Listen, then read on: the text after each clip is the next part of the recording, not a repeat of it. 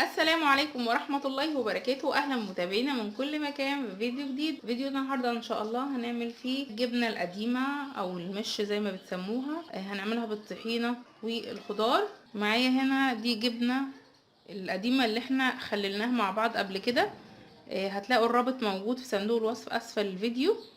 دي بالظبط بقالها شهرين، احنا بعد شهرين بنفتح وناكل منها. بتبقى جميله جدا زي ما حضراتكم شايفين، حتى اللون بتاعها بيتكلم عن نفسه، وبتبقى ما حدقتش قوي، هي بتبقى مظبوطه. طبعا انا هاخد قطعه واحده منها.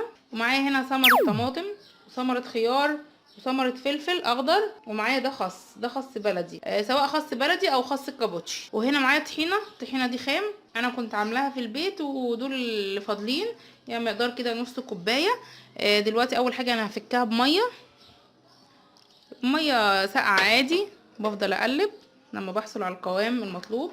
فانا هقلب كده في العلبه بتاعتها اللي موجوده، عشان هي اخر شويه موجوده، محتاجه كمان شويه ميه.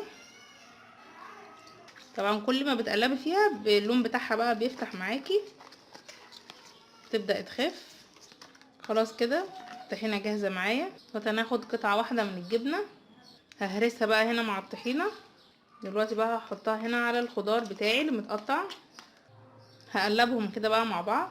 خلاص كده بعد ما قلبتهم وتبقى هضيف زيت، شويه زيت على الوش، شويه زيت بسيطه كده، لو حابه زيت زيتون ماشي او زيت ذره. وهنا كده ليمونه عشان نبقى نعصرها عند الاكل. كده بقى الجبنه القديمه جاهزه معايا. الطحينه والخضار اللي حطيناهم بيدوها طعم جميل، وكمان بيقللوا الحدوقيه بتاعتها، بيقللوا نسبه الملح، بتاكليها منها من غير ما تخافي ان هي تبقى حادقه قوي. ونقدمها كده بالهنا والشفا لحضراتكم. يا رب يكون عجبتكم. الى اللقاء بفيديو جديد ان شاء الله، والسلام عليكم ورحمة الله وبركاته. وفي رحلة العمر ألف اعتبار يدلك قبل بلوغ الأجل. يطول الطريق ويمضي الصديق، ولا شيء يبقى كحسن العمل.